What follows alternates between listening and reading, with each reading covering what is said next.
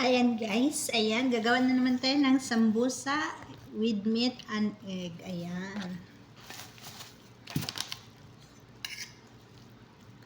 Ayan guys, wala siyang vegetable.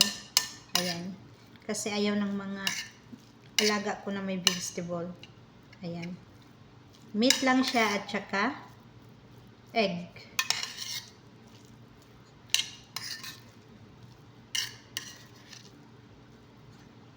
Ulit yung pwede nyo naman siya guys, pwede naman kayo gumawa, lagyan nyo ng carrots, or potato. Pwede nyo naman siya lagyan parsley. Pwede nyo naman siya guys lagyan or green peas. Yan, pag halo-haloin nyo siya. Masarap din yun guys, kaso lang yung mga alaga ko kasi maarte. Ayaw nila kumain ng sambusa na may ganyan. Pero yung mga gumagawa talaga na iba, talagang may mga ganyan. May mga parsley, carrots. Sa akin walay. Gustuin ko man maglagay kasi para masarap. Eh wala din eh. No choice. Talagang ganito lang talaga siya, meat at saka eggs. Ayan. Magbabalot tayo. Ayan, wait lang guys. Magpapaano muna ako ng easy. Ayan.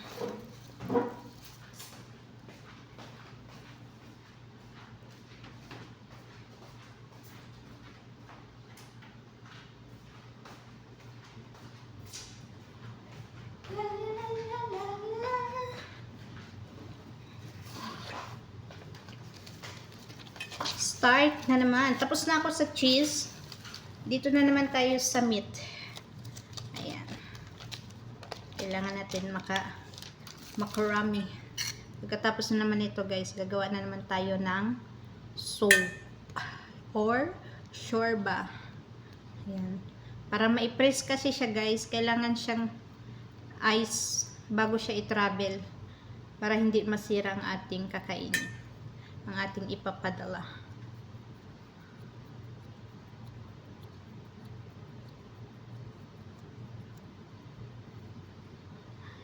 Charan!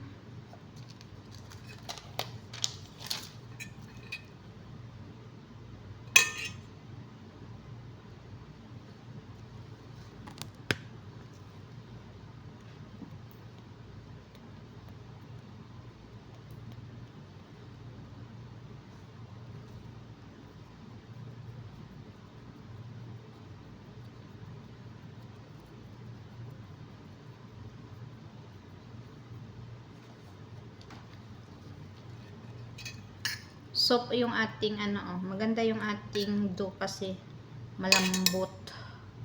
Hindi siya mahirap i-close.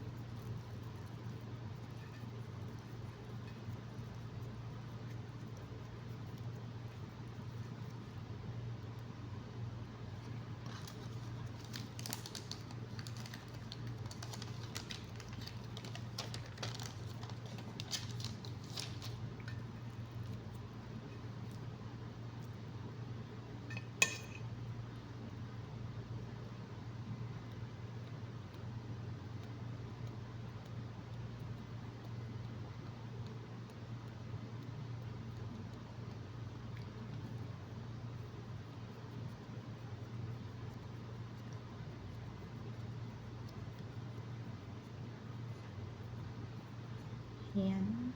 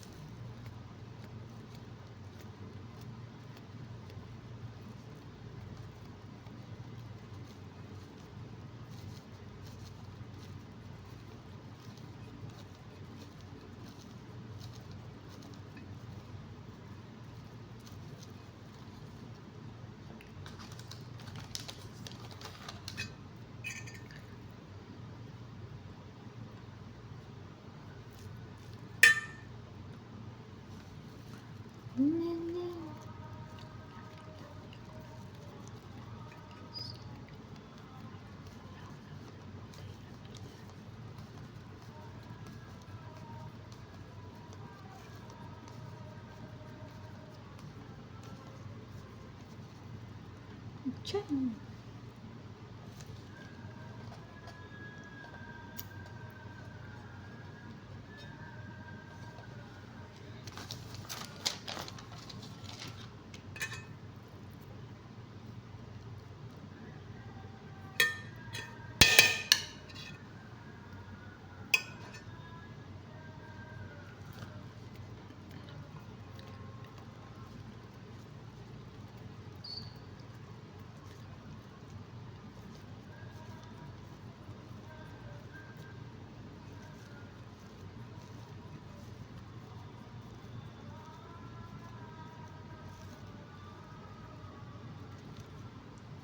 Ayun, tapos na yung... Ito guys, hindi ko siya tinatapon kasi gawa na pag naglalagay ako sa ano, sa container, ayan, binabalot ko siya isa-isa para hindi magdikit-dikit guys. Kasi may tendency na pag nawala na yung ice or lamig, baka matagalan sa travel, may tendency na magkadikit-dikit ang ating dough. Kaya kailangan natin siyang separate isa-isa.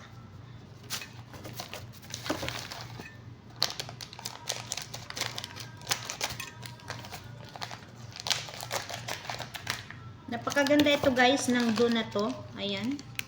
Solo. Talagang maganda yung kanilang pagkagawa ng dough talaga. Oh.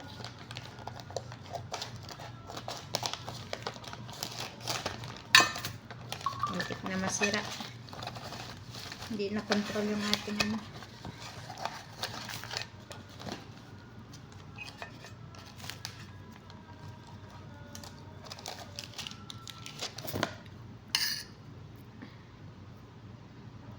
Ito pang oven to siya guys. Hindi siya pwede iprito kasi pag ipa-fry mo siya, ang dough ay magtigas. Kasi pag nakasulat oven, oven mo lang talaga. Pag nakasulat fry mo rin siya.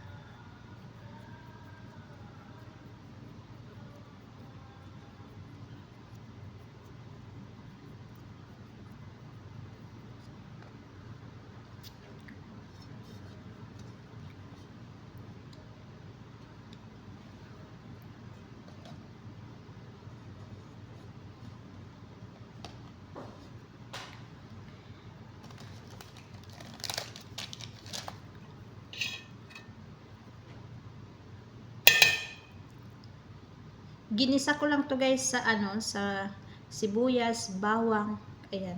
Ang paggisa ko ng ang paggawa ko ng sibuyas, bini-blender ko talaga yung sibuyas. Pinipino ko siya, hindi naman as in pino-pino kasi pag pinino mo yung sibuyas, magiging water yun. Kaya yung ano lang siya, mild lang siya para ma-blender lang na hindi makita yung sibuyas talaga guys. Kasi may alaga talaga akong maarte na pag nakita niyo yung sibuyas, hindi niya talaga kakainin. Kaya pag gumagawa talaga ako ng pagkain about sa kanya na ingat na ingat ako.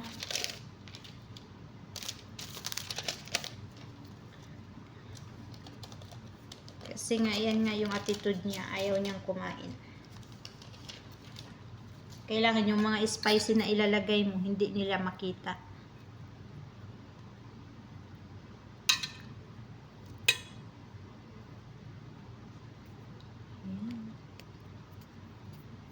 May pang-upload na tayo guys. Yung iba naman, yung mga ibang Saudi, ibang sambusa naman yung sa kanila, ginagawa nila yung talagang yung ano, yung crunchy siya. Yung kinakain. Ito crunchy din to.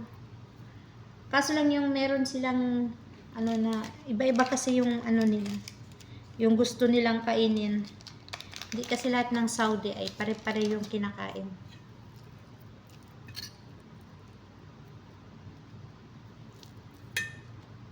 Para masyadong marami. Kuntian lang natin. Di masarap pag masyadong marami yung laman ng dough.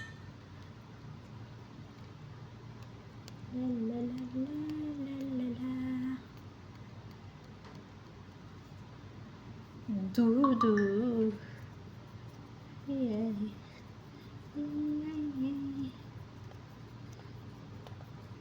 Yummy.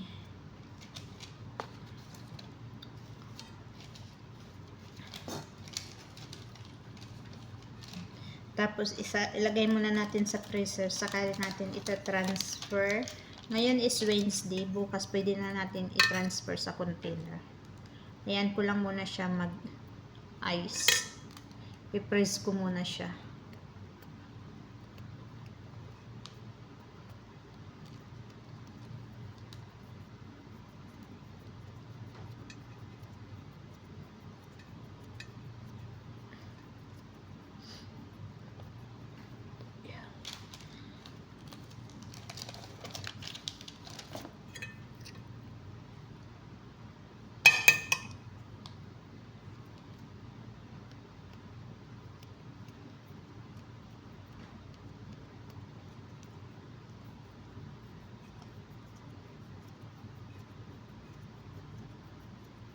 Tapos yung ano niya, yung spicy niya guys, kamon powder, lahat po powder ang nilalagay ko.